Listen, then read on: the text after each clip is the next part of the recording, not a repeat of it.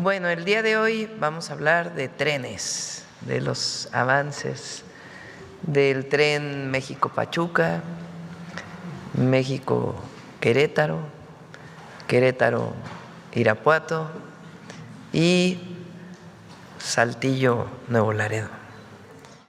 Y después está con nosotros Edna Vega, secretaria de Desarrollo Agrario, Territorial y Urbano, porque queremos platicarles también cómo se va adquiriendo el derecho de vía, que se hace de manera consensada, hablando con la población. También para ello está aquí Néstor Núñez, que es el titular de la Unidad de Vinculación Institucional y Patrimonio de la Secretaría de Infraestructura, Comunicaciones y Transportes. Está el maestro Andrés Layuz, Griselda Martínez, subsecretaria de Ordenamiento Agrario, y está el comandante del agrupamiento de ingenieros Felipe Ángeles, que ustedes conocen muy bien, el general Ricardo Vallejo. Muy buenos días. Les voy a hacer un informe sobre dónde estamos en el proyecto de trenes de pasajeros, en la fase que ya estamos implementando y también en la fase que ya estamos empezando los estudios, que es la fase 2, que evidentemente contiene información que después tanto la secretaria Edna Vega como el general Vallejo también complementarán con respecto a la obra, y también Néstor. La que sigue, por favor. Bueno, simplemente para recordar en qué consisten las fases. La fase 1 es Ciudad de México-Pachuca, Ciudad de México-Querétaro, Querétaro-Irapuato y Saltillo-Nuevo Laredo. Toda la fase 1, que son 787 kilómetros, ya está en obra en distintos tramos. Y ya iniciamos estudios técnicos en Irapuato, Guadalajara, Querétaro, San Luis Potosí, Saltillo y Mazatlán, Los Mochis. La que sigue, por favor. Las características, para no olvidarlas, son vías dedicadas, aprovechando el derecho de vía existente, lo cual se abundará más adelante, con una velocidad de diseño máxima de entre 160 y 200 kilómetros por hora. Los trenes de Ciudad de México-Pachuca, que ahorita también mostraré, son trenes eléctricos. El resto de la red es con diésel eléctrico, también ahorita les daré información sobre esa segunda licitación de trenes. Las estaciones se dividen entre estaciones principales y secundarias y también paraderos, y tendremos servicios regionales y servicios entre ciudades.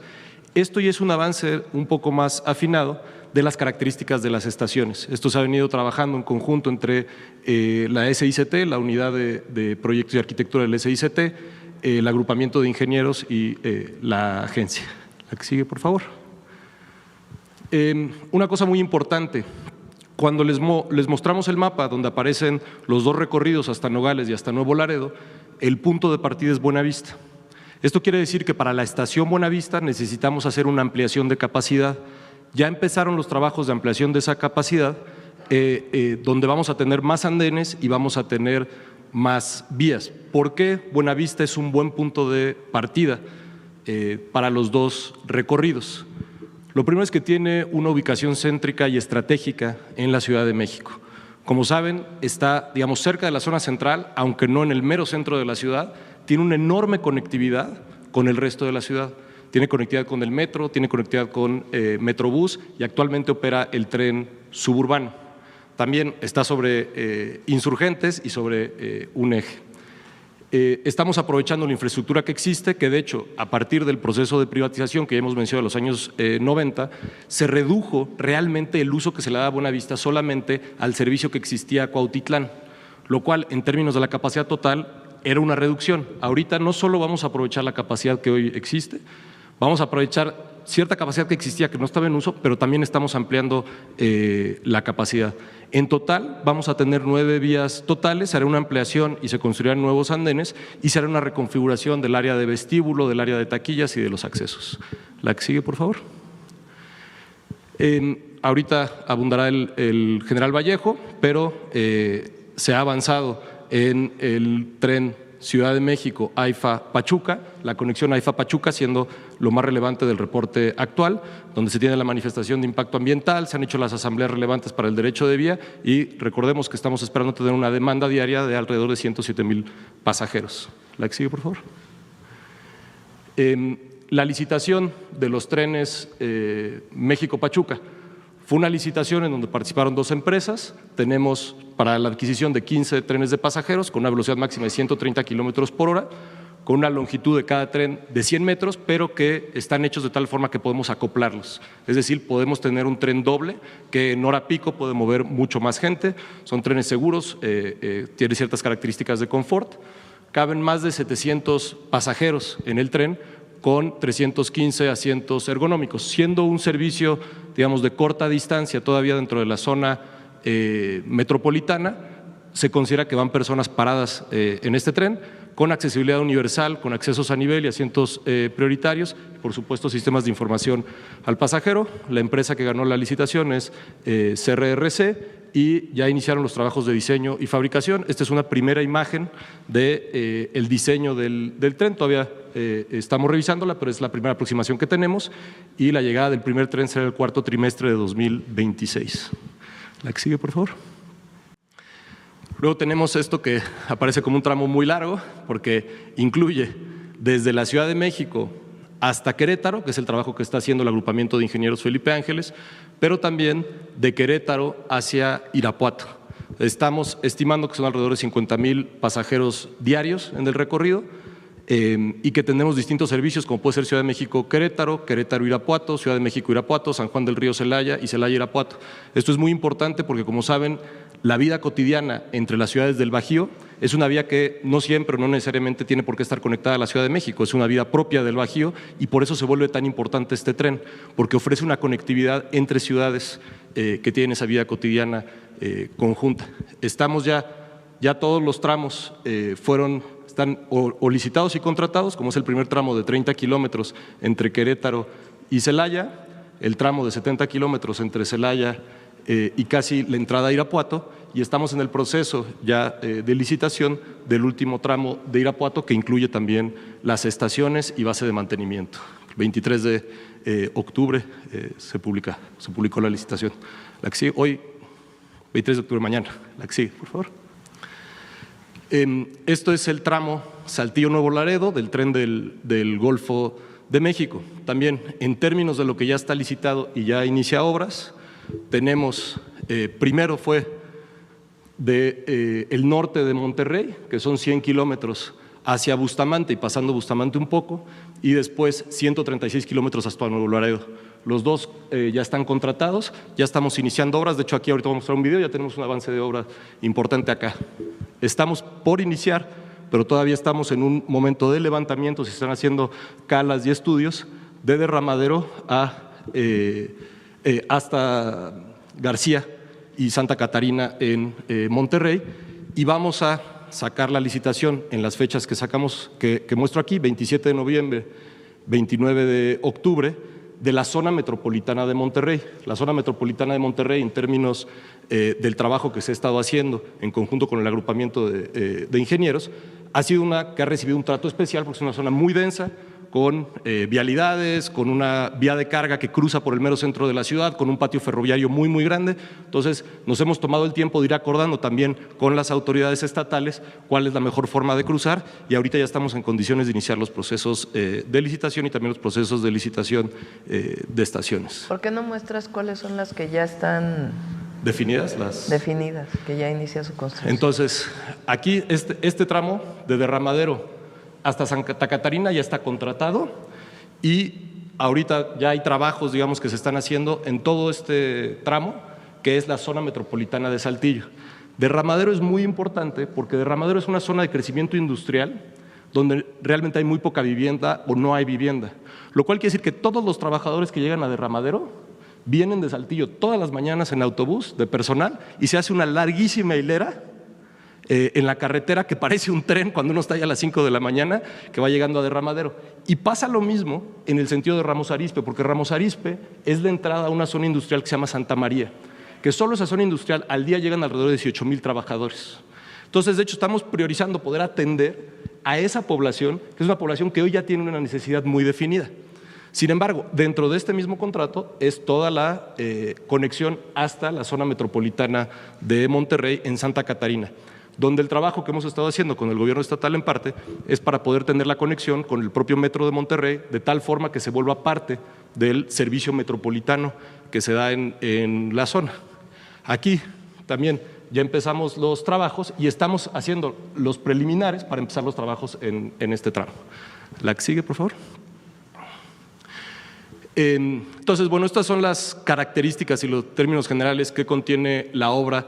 Este video es ya del tramo Querétaro-Irapuato, donde la empresa contratada, que es Mota Engil, está haciendo todos los preparativos de acopio de materiales y de zonas de trabajo con la maquinaria que ya empezó a movilizar.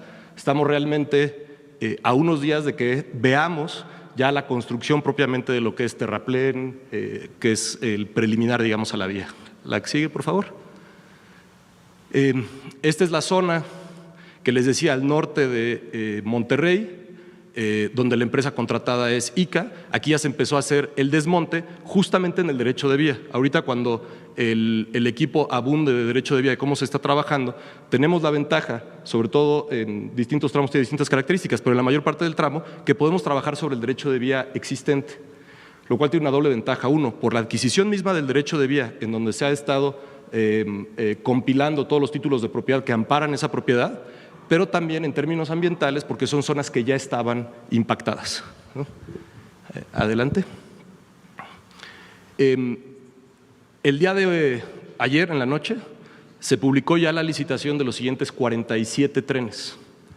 Estos trenes tienen características distintas a la primera licitación que se hizo de trenes hacia Pachuca. La razón de esto es que estos son trenes que tendrán un recorrido más largo. De la Ciudad de México a Pachuca estamos estimando poquito más de 1 hora. Sin embargo, estos trenes podrán tener recorridos de más de 2 y 3 horas porque cruzarán pues muchos más kilómetros, ¿no? Estamos hablando de un recorrido de Saltillo a Nuevo Laredo de casi 400 kilómetros. Son 47 trenes de pasajeros, igual con velocidades máximas de entre 160 y 200 kilómetros por hora, con una longitud de 100 metros que permite acoplar 2 unidades, por las mismas razones. Sabemos que va a haber, les decía yo, la zona metropolitana de Monterrey. O sea, la zona metropolitana de Monterrey es probable que en ciertos horarios tengamos mucha más afluencia porque son varias estaciones dentro de Monterrey. Entonces, permite acoplar 2 unidades.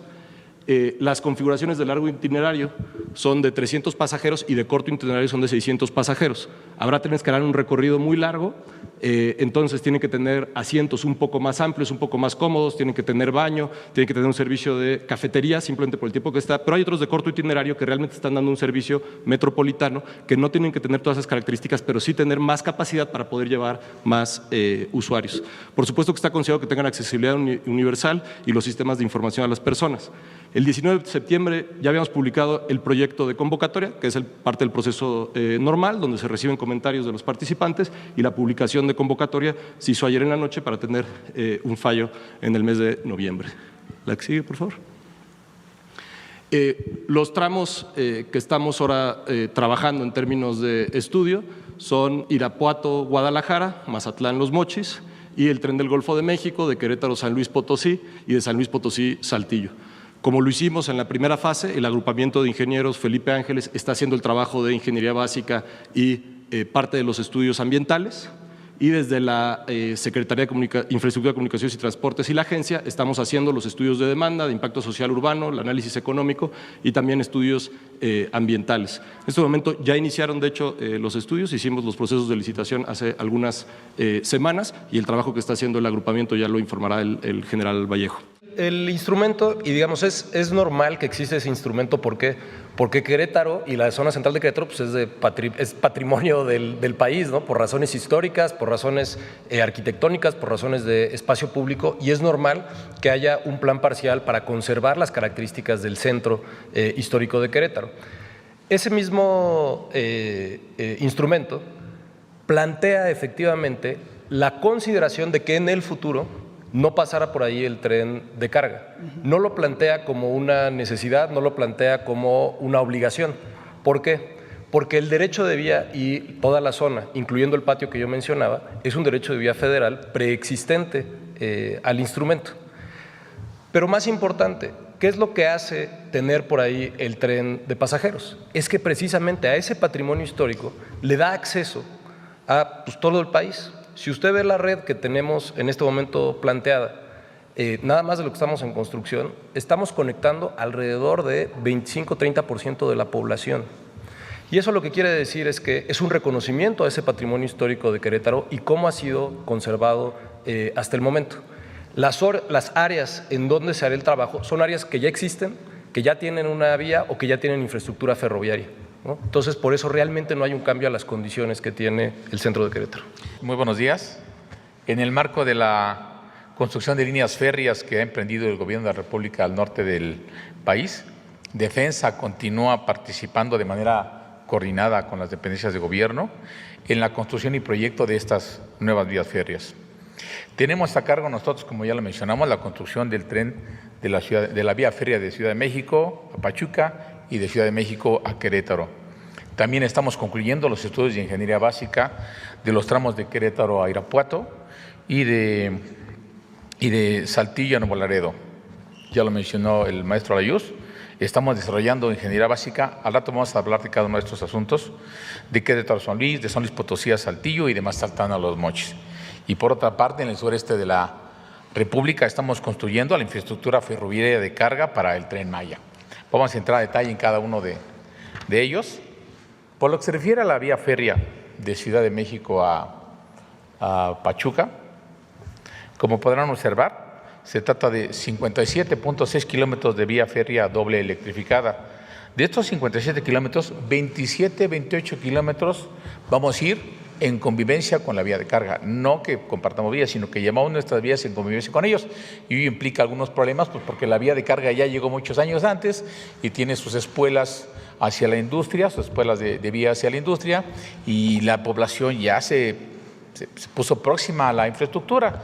Habrá que, dentro de su derecho de vía, mover las vías de carga, construir las nuevas vías férreas, y en eso es en lo que estamos ahorita trabajando. Estamos empeñados, llevamos un avance ya próximo al 10%, y vamos incrementando geométricamente en la medida en que nuestros compañeros de SEDATU y SICT, las áreas encargadas de librarnos el derecho de vía, nos dan más tramo, entramos con más maquinaria, porque ingeniería ya tenemos y presupuesto también.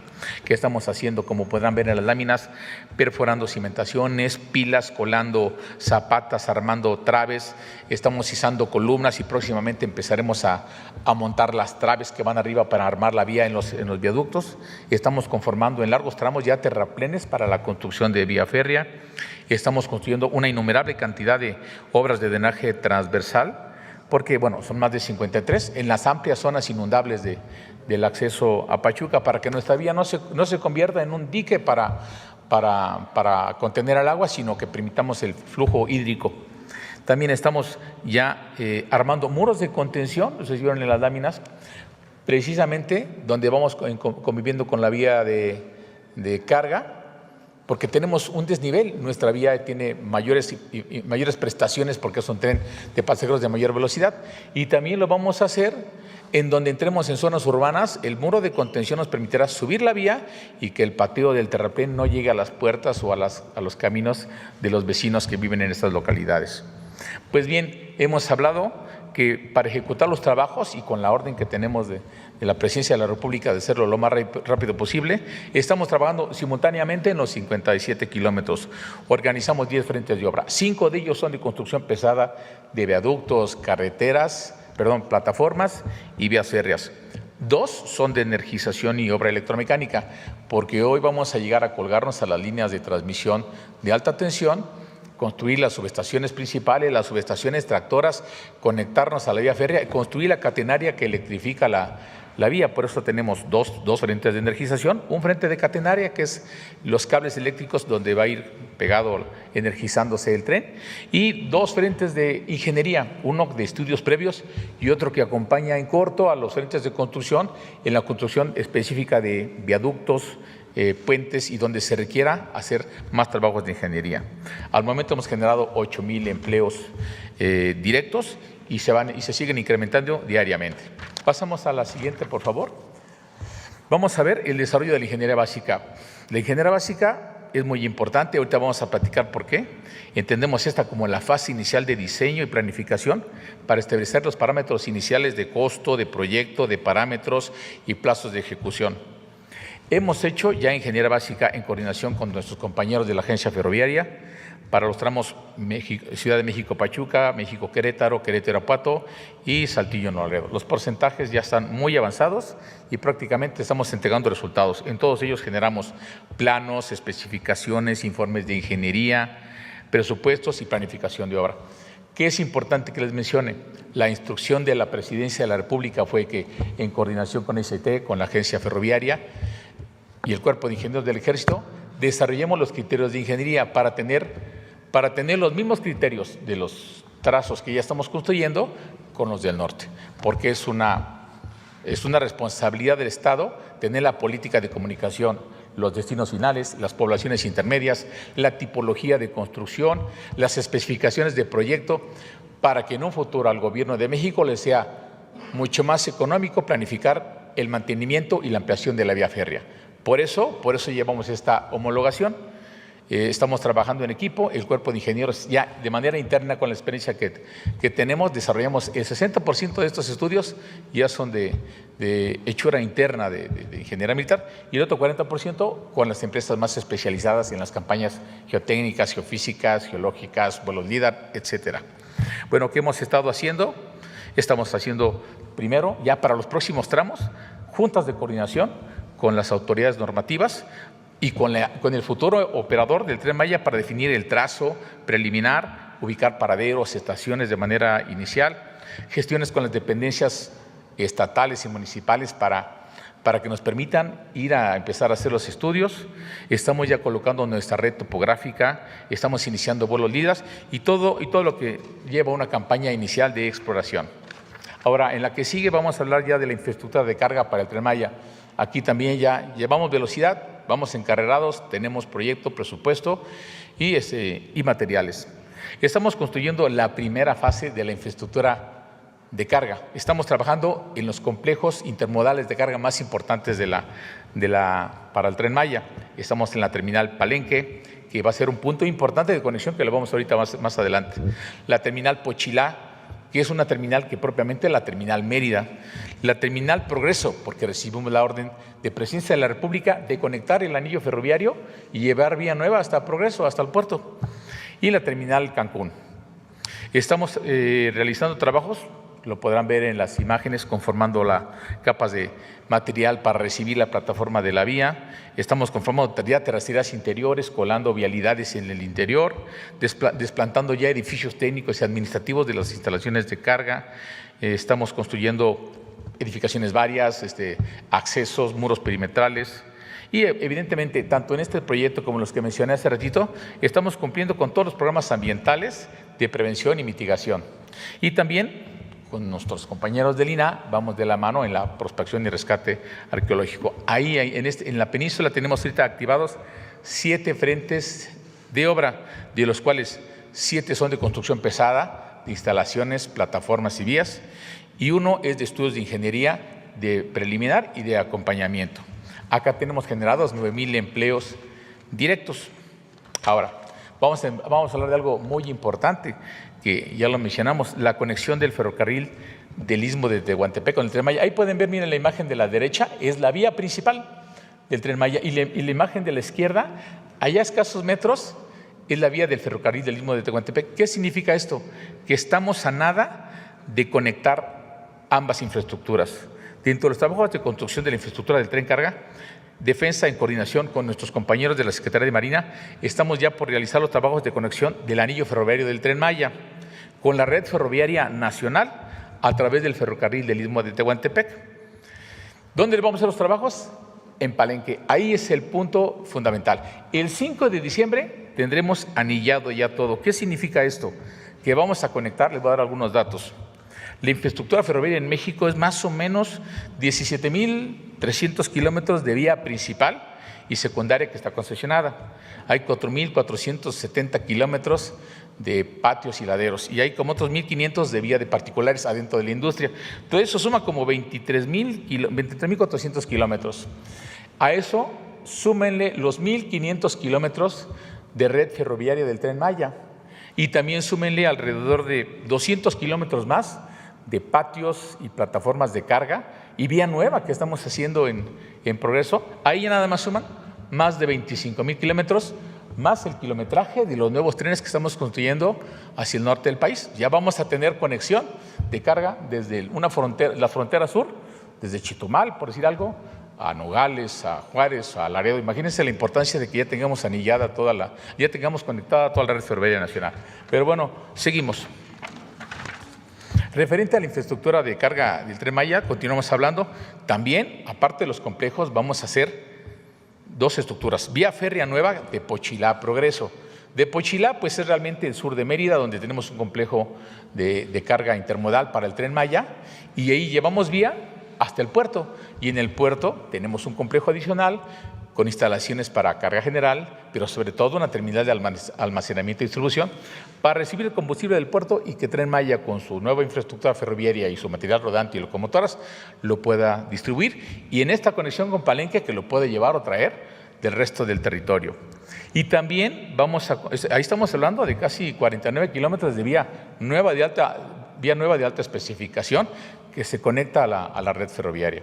Y luego vamos a rehabilitar el ramal Pochilá-Mérida. Esa ramal Pochilá-Mérida realmente era la vieja vía del ferrocarril del Istmo de Tehuantepec, que venía desde Campeche, entraba a la ciudad de Mérida, la cruzaba y se dirigía a Progreso, al puerto. Pues bien, se canceló la vía. Mucha industria al sur-oeste de la población de Mérida se quedó con industria pesada pegada a la vía, pero no se estaba operando. Hoy se van a rehabilitar alrededor de 18 kilómetros, que va a permitir una dinamización enorme de la carga ferroviaria. Al menos ya tenemos 24 cartas de intención por parte de la empresa Tren Maya, que nos los ha mencionado, para poner espuelas de carga a la industria. Eso va a mejorar las condiciones de carga, reducir el tráfico de carga en las vías, en las carreteras, bajar los costos, asegurar el transporte, mejorar el ambiente. Pues bien, en todos ellos estamos desmantelando vía antigua, construyendo nuevos terraplenes, acercando materiales, haciendo ingeniería y trabajando de manera coordinada también con el Estado, con sus proyectos estatales de revestimiento a Tren Maya y con los alcances de los proyectos ferroviarios, es decir, armonizando nuestros proyectos tanto federal como estatal. Para terminar, en todos los proyectos hay ingeniería, en todos tenemos personal, maquinaria, insumos estratégicos, tenemos dirección, tenemos recursos y no vemos un óbice que nos pueda detener, salvo seguir haciendo nuestro trabajo y pedirle la colaboración de la ciudadanía, que pues bueno, ocasionamos unas molestias durante la construcción, pero es para el beneficio de todos. En el tramo son 226 kilómetros, de los cuales son 119 kilómetros en un derecho de vía ya impactado. Pero también tenemos 100 kilómetros de nuevo trazo. En ese nuevo trazo hay que realizar, además de los estudios ambientales, una campaña de prospección y rescate arqueológico. ¿Qué es lo que está sucediendo? Por eso, cuando vamos a hacer vía nueva, nos topamos, como lo mencionó la presidenta, en la zona de Tula, en un acantilado, unos petrograbados. La primera intención nuestra es, ya tenemos el trazo, pues bueno, retiremos esas piedras y llevemos a un lugar donde podamos exhibirlas. Fue el propio titular del INAH, el maestro Omar, con su equipo, y dictaminaron que no era posible. Entonces nosotros informamos de un nuevo ajuste de trazo, que son 8 kilómetros para salvar 70 metros. Imagínense, para salvar 70 metros de esa zona de petrograbados, tenemos que desviar la vía 4 kilómetros antes y 4 kilómetros después. No impacta tanto presupuestalmente, ya lo vimos, ya lo hicimos y conciliamos. Ahora seguimos prospectando. En ese nuevo derecho de vía que nos vienen liberando nuestros compañeros, adelante de nosotros van los arqueólogos. Y dicho sea de paso, el proyecto permite rescatar la historia y los antecedentes de estos lugares. Tula es un lugar de una población azteca. De hecho, ayer estábamos con los arqueólogos en esa zona, precisamente pasando Tula, en la zona del río, donde converge el circuito exterior, el circuito mexiquense. Ahí vamos a cruzar con un viaducto de 3 kilómetros. Venimos prospectando la zona de cimentación y los compañeros de línea ahorita en estos momentos están rescatando restos óseos que van, rescatan, los recuperan, los estudian. Con el proyecto, con la misma financiamiento del proyecto, ellos vienen recuperando nuestro pasado histórico. ¿Cuántos van a ser? No lo sabemos. En la medida que se van liberando terrenos, entra el equipo de vanguardia de ellos y va prospectando y nos va liberando el terreno para poder nosotros meter la maquinaria. Entonces se lleva pleno respeto. ¿Y cuántos van a aparecer? Los que tengan que aparecer se rescatarán, se exhibirán, y si es algo muy importante posiblemente modificaremos el trazo, pero se trabaja de manera coordinada, que es lo más importante. Muchas gracias. Entonces, no solo en el México Querétaro, sino también en los demás proyectos se consideran cambios de trazo. Todo. El INA va trabajando junto con el equipo y el INA hace la valoración. Ahí donde se pueden rescatar las piezas y exponer en otro lugar, se hace en coordinación también con las comunidades actuales, no es solamente la decisión del INA.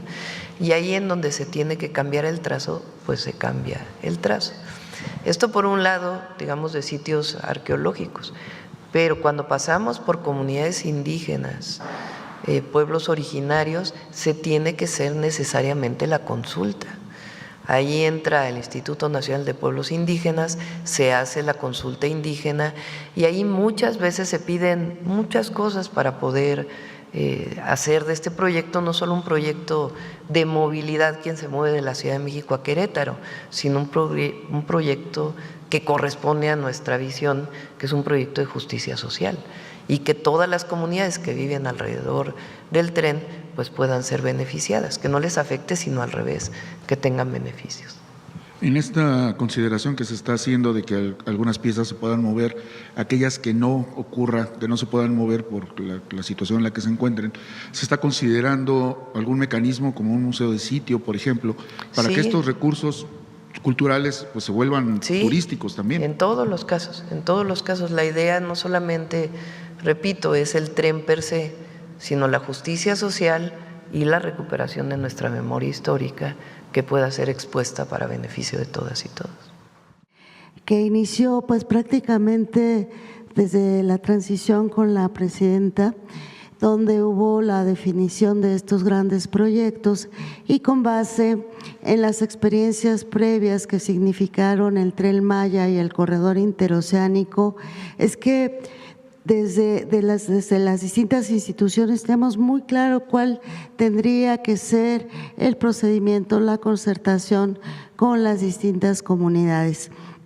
Y esto es clave porque, si me lo permite, Presidenta, creo que con esta experiencia la verdad es que estamos prácticamente rompiendo récord en términos de tiempos, de conciliación, de negociaciones, como no se había hecho con anterioridad. Entonces, ¿cuál es la forma de coordinación de trabajo?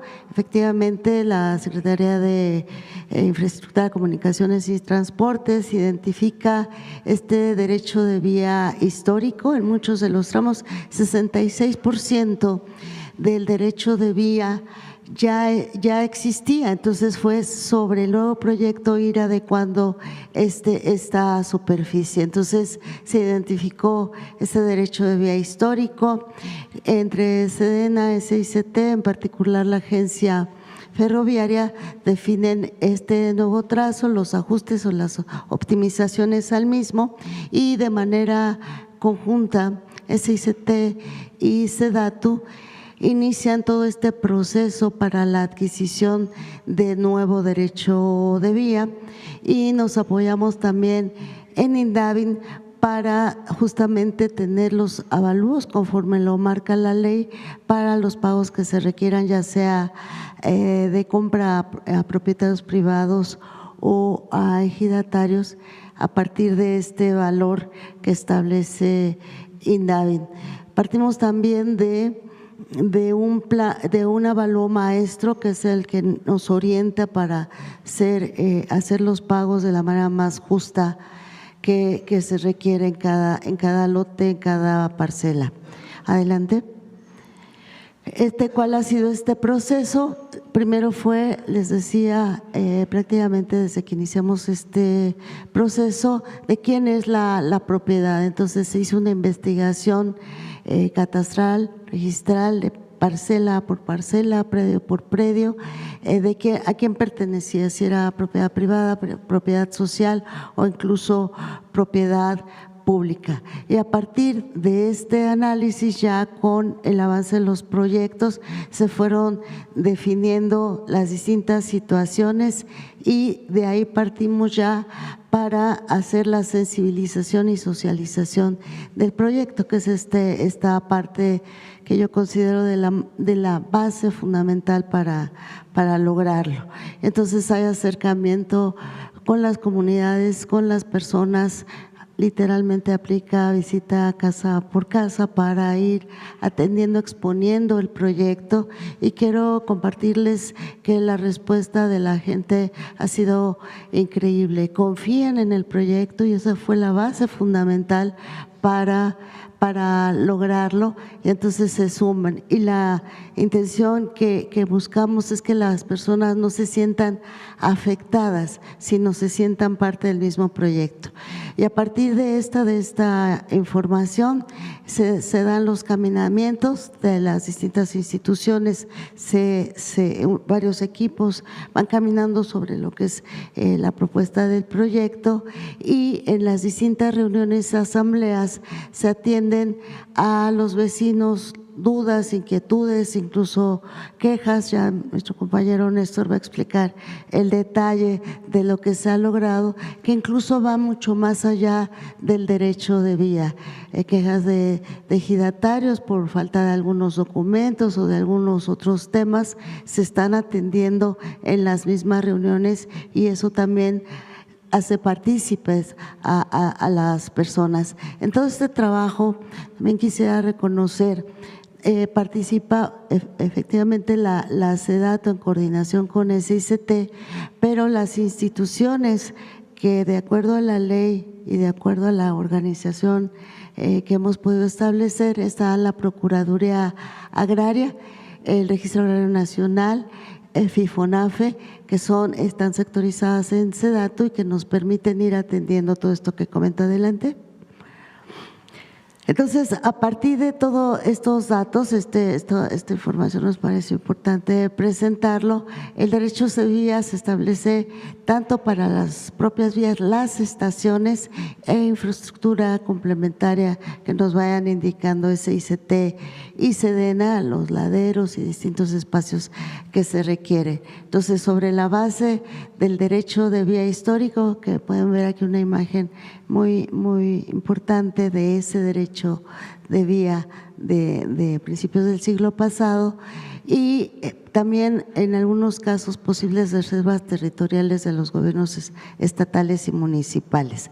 Una vez que se define esta situación jurídica entre propiedad privada, propiedad social, se integran los expedientes, algo en lo cual también hemos logrado, por supuesto con el respaldo de la presidenta, es que los pagos se hagan de manera directa, sin intermediarios, y para serles franca, nunca se había hecho de manera tan expedita. Entonces, SICT, ya que se tienen los avalúos, hace el depósito en FIFONAFE, se cita a las personas para hacerles este pago, y entonces eso permite que la gente pues también esté más tranquila y con certeza, y nos permite también ya la ocupación de esa área, y ya el final del proceso será la inscripción a favor de SICT de todo este derecho de vía. En total, 1,607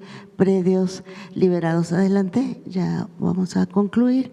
Estos son ejemplos del trabajo realizado por todas las instituciones. Agradezco a todos los compañeros y compañeras que han estado al frente de estas reuniones. Son 127 ejidos involucrados, 264 caminamientos que les comento.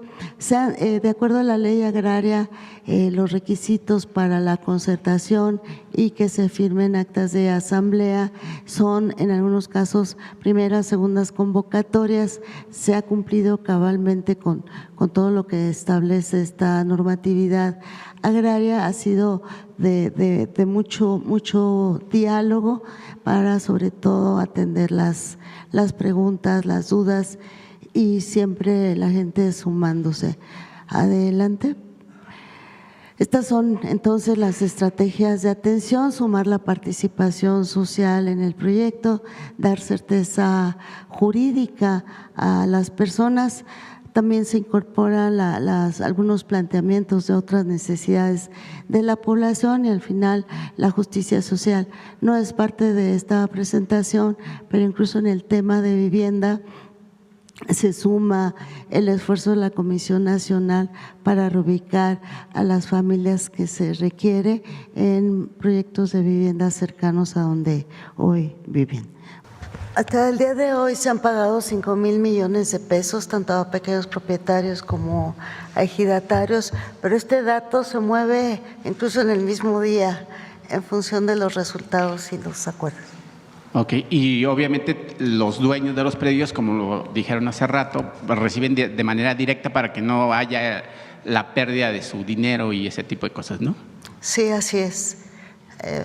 Sí, así es. Por un tema de seguridad de las personas, no detallo el mecanismo, pero se hace eso una vez que se llega al acuerdo del precio, se establece ese mecanismo y ellos directamente van a cobrar. Ok, muchas gracias. Presidenta, y si me permite… Como lo explicó Edna, para evitar especulaciones o alguna subjetividad de quien realiza el trabajo de consenso con las comunidades, necesariamente participa Indavi. Ellos hacen avalúos de cuánto vale el metro cuadrado y no se puede pagar más de lo que establece el Indavi. Sí. El tren es mucho más seguro, claro, en muchos sentidos. Uno, en términos de accidentes viales, la México-Querétaro tiene muchos accidentes por la cantidad de transporte de carga que se mueve al mismo tiempo que el transporte de pasajeros y además la saturación. Entonces, esta medida tiene el objetivo de que la mayor parte de las personas que hoy usan su automóvil, o sea, incentivar a las personas, darles la oportunidad para que en vez de utilizar su automóvil, pues se suban al tren y lleguen a la Ciudad de México, sea en el recorrido largo o en los recorridos cortos. En el México-Querétaro pues es evidente. Eso ya representa una seguridad en términos de evitar accidentes y seguridad pues para las familias, para la persona que lo hace. Y en términos de seguridad pública, pues también los trenes son muy seguros. Ahora, recuerda que nosotros tenemos un operativo que se llama Cero Robos en la México-Querétaro, que ha reducido de manera muy significativa los robos en esta carretera, igual que en la México-Puebla, igual que en la Mazatlán-Culiacán, que fueron las 3 primeras carreteras donde decidimos intervenir. Ahora también lo vamos a hacer en el Arco Norte. Entonces, obviamente no queremos que haya ningún asalto en la carretera, pero evidentemente el tren pues te da todas las condiciones de seguridad. Pues conforme a la instrucción que nos dio la presidenta y complementando lo que señala bien la secretaria Edna, se organizó una liberadora del Estado en la que estamos trabajando de manera coordinada la Secretaría de Infraestructura, Comunicaciones y Transportes, la SEDATU, por supuesto la Agencia Reguladora y el Agrupamiento de Ingenieros Felipe Ángeles. Y esto nos ha permitido no tener que contratar privados para realizar el proceso de adquisición y liberación del derecho de vía. Lo hemos hecho de manera directa, sin intermediarios. Pero la orden de la presidenta también nos llevó a que no se atendiera solo la parte normativa y administrativa de la adquisición de la tierra para el derecho de vía, sino nos instruyó también a atender de una manera integral y con una perspectiva de justicia social la liberación de todo este derecho de vía. Y es por ello que también participan en este proceso de trabajo interinstitucional de manera permanente la Secretaría de Gobernación, la Secretaría de Bienestar, nos acompaña por supuesto Medio Ambiente. Estamos trabajando muy de la mano con el INPI para atender todo el tema de consultas indígenas, para el caso por ejemplo del tramo de Ciudad de México a Querétaro. surgieron 13 comunidades otomíes en 8 ejidos y han sido consultados respecto del proceso de la liberación del derecho de vía y del proyecto de los trenes del norte. También, como ya lo decía el general Vallejo, estamos trabajando de la mano con el INAH para proteger toda la parte que tiene que ver con la historia de nuestro país y lo que nos vamos encontrando en este derecho de vía que, como ya también señalaba la secretaria Edna, pues es de 1890 más o menos hasta 1918 los títulos de propiedad originarios de esa parte. Trabajamos muy de la mano con CONAVI, por ejemplo en el caso del AIFA Pachuca nos encontramos sobre el derecho de vía algunas personas que estaban viviendo en esa zona y en coordinación con la CONAVI por instrucciones de la presidenta no solo se les está resolviendo la parte administrativa de la liberación del derecho de vía, sino también las estamos mudando a una nueva vivienda para que tengan una relocalización justa. La que sigue, por favor. Este mapa nos permite brevemente explicar lo que decía también y complementar lo que decía la secretaria. Del lado izquierdo podemos ver el frente 5 del AIFA Pachuca, donde tenemos prácticamente el derecho de vía liberado y se alcanzan a ver, por un lado, la infraestructura complementaria que nos solicita la agencia y que nos solicita el agrupamiento de ingenieros Felipe Ángeles, talleres y cocheras y la subestación que son para la operación del tren y por supuesto al final la estación Pachuca Mineral de la Reforma a donde llegarán los trenes una vez concluida la obra. Y del lado derecho nos parece también importante que se vea de manera muy gráfica cómo está funcionando. En verde vemos el derecho de vía existente, que la decisión de la presidenta de trabajar sobre ese derecho de vía ha sido muy importante porque nos ha permitido y nos ha facilitado el arranque del trabajo lo antes posible, y en amarillo lo que normalmente en promedio nos pide el agrupamiento de ingenieros Felipe Ángeles y la agencia reguladora de ampliar el derecho de vía, y sobre eso vamos avanzando. La que sigue, por favor. Trabajamos de manera coordinada por instrucciones de la presidenta, no solo a nivel gobierno federal, de manera interinstitucional con todas las dependencias que ya vieron en la diapositiva previa, sino también con los gobiernos de los estados y con los gobiernos municipales. Sostenemos reuniones periódicas, prácticamente una vez al mes, con todos los presidentes municipales en cada uno de los tramos de los frentes que tenemos abiertos de los trenes y también acompañado siempre de los gobiernos estatales. La que sigue, por favor. Y para terminar, presidenta, reportar hasta el día de ayer a las 11 de la noche la actualización de la liberación del derecho de vía en los 4 frentes de obra que se tienen trabajando este año. En el caso del AIFA Pachuca vamos al 93%, donde hemos avanzado con los 14 ejidos que tenemos localizados dentro de los 57 kilómetros y se ha trabajado con 144 personas físicas de propiedad privada y 91 personas morales también en propiedad privada. En el caso Ciudad de México Querétaro, que estamos también al 70% del avance de la liberación del derecho de vía, igual con los ejidos atendiéndolos en la ruta de la propiedad social y este número de 600 personas físicas en la negociación de propiedad privada y 76 personas morales. En el caso de Querétaro, Irapuato y Saltillo Nuevo Laredo, el derecho de vía histórico nos permite estar a un 85% de derecho de vía disponible para trabajar. En este caso ya no es con el agrupamiento de ingenieros militares, sino con los consorcios que ganaron las licitaciones.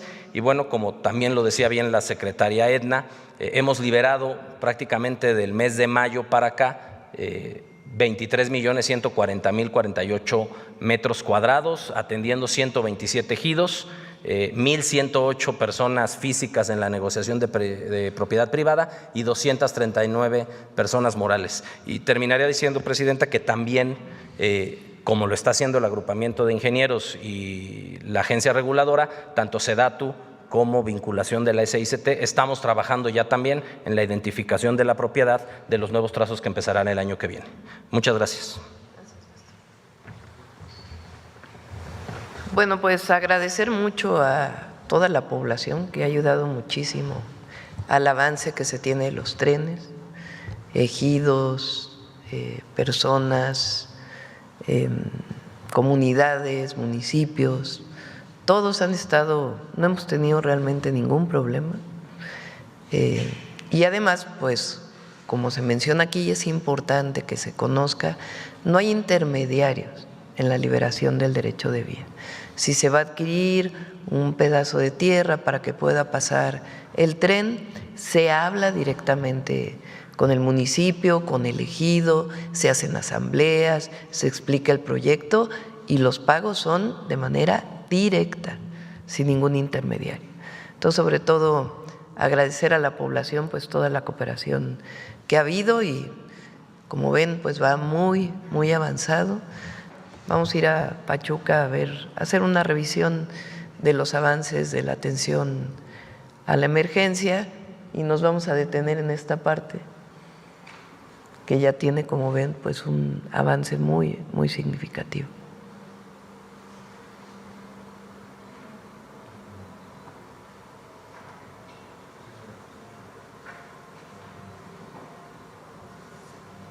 Y obviamente pues agradecer a ingenieros militares, al agrupamiento Felipe Ángeles y a todo el equipo. Bueno, adelante, vamos con las preguntas.